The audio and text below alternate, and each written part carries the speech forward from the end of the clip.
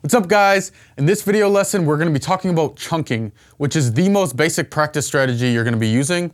You want to use this the first time you're learning a piece. It should always be the first strategy you use, and you'll use it throughout learning the piece. Alright, so let's get started. We're going to move on to the sheet music for this one. Alright, so basically what chunking is taking a large section of music and breaking up into really small sections that are in learnable chunks. So basically we're taking my second movement by Beethoven, one of the bigger sections that we did from our goal setting chapter. So this is section F, it's 8 measures long.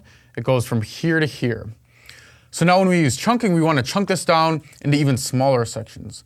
Now, where do you choose your chunks? They're usually anywhere between 1 and 16 measures long, but you want to make them about the same time length to complete them. So you want to make them about the same difficulty level.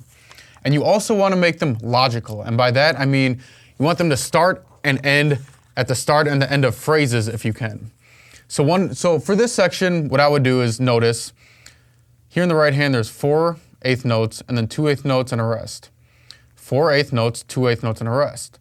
4 eighth notes. So these are kind of repeating sections, but they're slightly different from each other. So I might section it off, 4 eighth notes, 2 eighth notes and a rest, that's one section. So I just draw my sections like this. You can use, if you want, little apostrophes. You can use the big bracket that goes over if you want. To me, this is just the easiest way. It makes the music less cluttered. So then for the second section, I'd probably do from here to here. And now for this next section, one thing you have to realize is if I look at these notes, this measure is exactly the same as this measure. So there's no point in making this, well, other than there's an extra note right here, but it's pretty much exactly the same. So it's going to be super easy to learn this measure because I already learned this measure previously. So for this section, I might not even have to learn this chunk. So I'm going to skip right onto this chunk. And this section looks difficult. There's a lot of accidentals. There's an octave going into single notes. It's a lot more complicated than these sections. So I might split this section. This might be a chunk on itself because it looks difficult. And if I look at this next chunk, this one is pretty difficult too, so I'm going to make this one a chunk by itself. Now when you practice these, you want to start with the most difficult chunk and work your way to the least difficult. And the reason being, the most difficult one is going to take the most time to learn, it's going to take the most mental resources, so you want to do it early in the practice session. So I would probably practice this section first, because this is probably the most difficult section of them. Then I go on, practice this one, then probably this one, and finally the first section, because the first section looks the easiest. All right, so when you practice each chunk, you're going to practice hands separate first and hands together. So I'm going to take this chunk, practice left hand alone, then practice right hand alone, then take this chunk, do the same thing until I learn hands separate all the chunks. Then I'll go back to this chunk, practice hands together till I know it, then this chunk hands together, this one, till I know them all hands together. And then next you got to put your chunks together. So then you take 2 chunks that are right next to each other. So I might take this chunk and this next chunk and try to play it all straight through from here to here. Now, what you got to realize is the tricky part is going to be right in here because you know this chunk well, but that transition from this chunk into this chunk is kind of tricky. So you might want to take a mini chunk from here to here and just practice that chunk over and over until you can get that transition smoothly. And then when you practice this whole thing, you'll know this section, you know this mini chunk, and you know this section. So playing the whole thing will be super easy. And then once you do that, take the next couple chunks, learn them, and eventually keep combining your chunks until you've learned the whole section.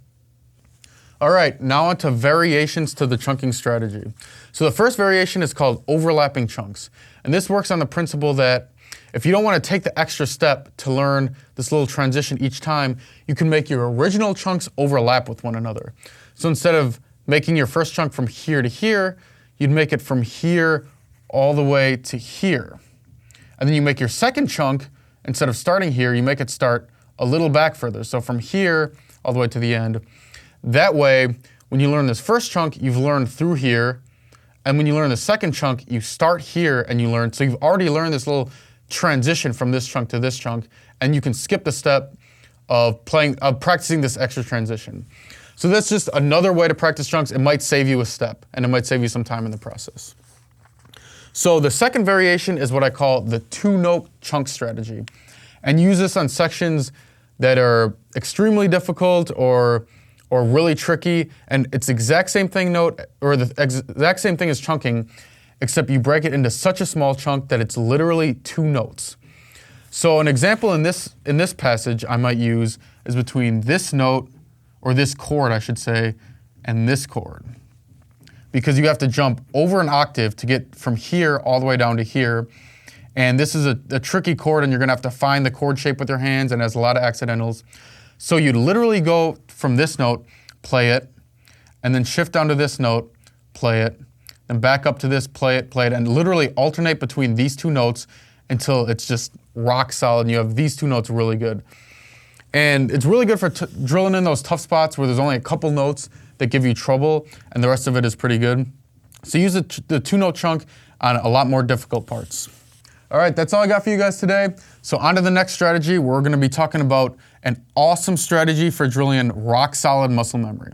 All right, that's all I got for you guys. Peace out.